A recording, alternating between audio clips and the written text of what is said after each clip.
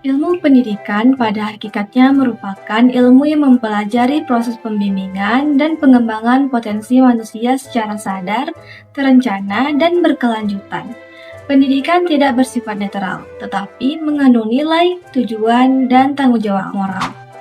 Dalam konteks ini, pendidikan bukan hanya sekedar kegiatan teknis seperti pengadaan sarana, kurikulum, atau program digital, melainkan proses pemanusiaan manusia yang berorientasi pada kebaikan bersama. Ketika terjadi korupsi dalam program pendidikan, maka hakikat ilmu pendidikan telah dilanggar. Pendidikan yang seharusnya menjadi sarana pembinaan justru berubah menjadi alat kepentingan pribadi. Dana pendidikan yang seharusnya mendukung proses belajar mengajar malah diselewengkan, sehingga tujuan pendidikan menjadi tidak tercapai. Dengan demikian, korupsi dalam pendidikan bukan hanya persoalan administrasi dan hukum, tetapi kegagalan memahami pendidikan sebagai ilmu yang syarat nilai dan tanggung jawab. Berdasarkan hakikat ilmu pendidikan, solusi terhadap permasalahan korupsi harus dimulai dari pembenahan cara pandang terhadap pendidikan itu sendiri.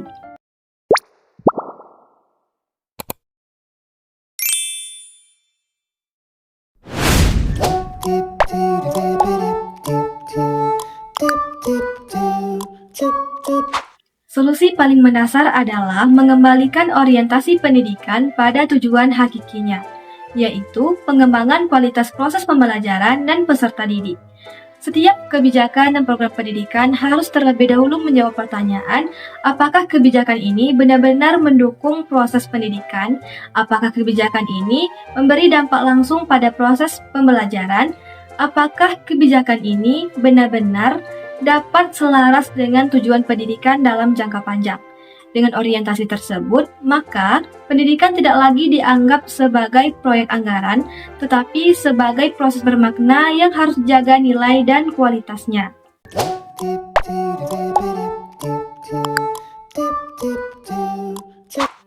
Pengelolaan pendidikan harus dipahami sebagai tanggung jawab ilmiah dan moral, bukan sekedar urusan administrasi.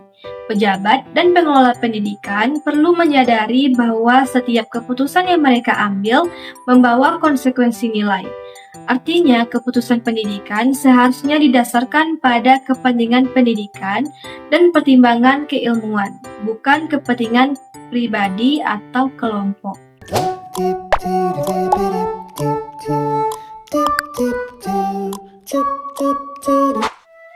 Perlu ada integrasi nilai pendidikan dalam seluruh proses kebijakan, mulai dari perencanaan, pelaksanaan, hingga evaluasi. Nilai-nilai seperti kejujuran, transparansi, dan kebermanfaatan harus menjadi dasar. Dengan begitu, pendidikan tidak lagi sekedar soal laporan anggaran, tetapi soal dampak nyata bagi pembelajaran.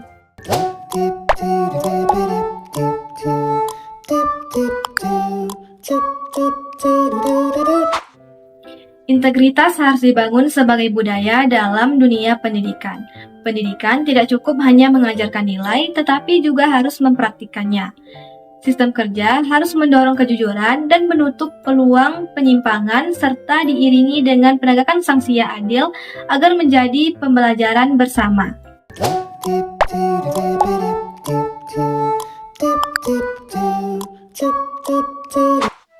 Pengelolaan pendidikan perlu memberi contoh lewat sikap terbuka, konsistensi, dan berpihak pada kualitas pembelajaran. Ketika keteladanan menjadi budaya, maka praktik korupsi akan sulit terjadi, karena praktik tersebut bertentangan pada budaya yang dibangun.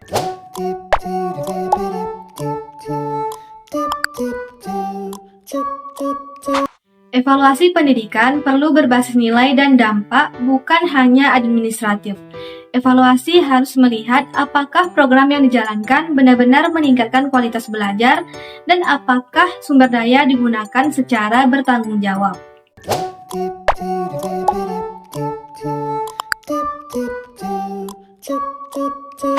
Hakikat ilmu pendidikan menekankan bahwa setiap peristiwa harus dijadikan sebagai sumber pembelajaran. Kasus korupsi dapat dijadikan sebagai refleksi untuk memperbaiki sistem.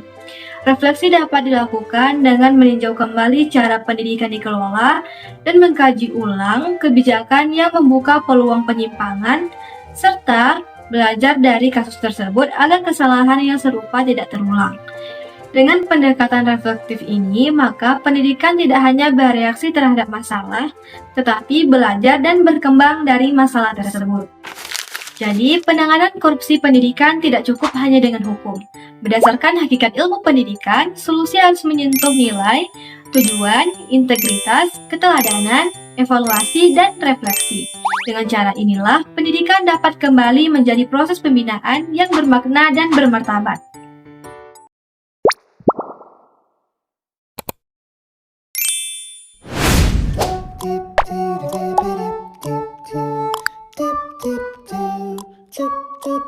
Pendidikan tidak hanya berfungsi untuk mentransfer ilmu, tetapi juga membentuk manusia yang berakhlak, beradab, dan menghargai kehidupan. Sekolah perlu menanamkan nilai kemanusiaan, kedamaian, dan sikap anti kekerasan dalam setiap kegiatan pembelajaran. Guru juga harus menjadi teladan dalam bersikap dan menyelesaikan masalah tanpa kekerasan.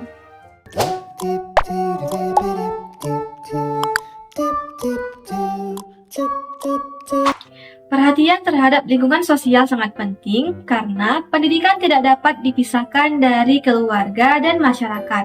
Oleh karena itu, diperlukan adanya kerjasama dari sekolah, orang tua, dan lingkungan sekitar untuk mengawasi dan membina remaja. Lingkungan yang sehat dan kegiatan positif seperti olahraga, seni, dan kegiatan sosial dapat mengurangi potensi remaja terlibat tawuran.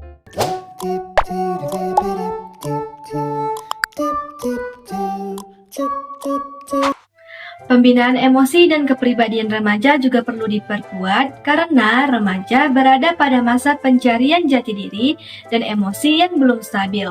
Oleh karena itu, sekolah perlu menyediakan bimbingan konseling dan mengajarkan cara mengendalikan emosi, menahan amarah, dan menyelesaikan masalah melalui dialog, bukan kekerasan.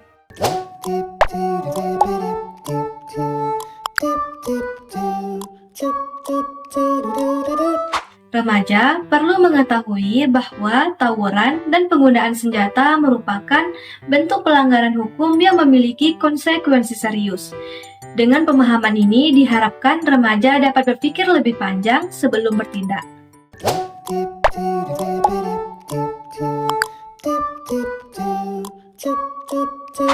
Pendidikan karakter harus menjadi inti dari seluruh proses pendidikan. Nilai-nilai seperti disiplin, tanggung jawab, saling menghargai, empati, dan toleransi harus dibiasakan dalam kehidupan sehari-hari, baik itu di sekolah maupun di lingkungan sosial.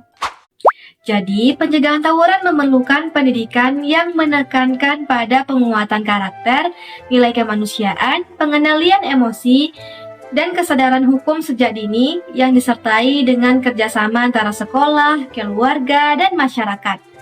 Dengan penerapan landasan pendidikan yang konsisten, pendidikan tidak hanya dapat menghasilkan peserta didik yang cerdas, tetapi juga berakhlak, bermoral, damai, dan bertanggung jawab.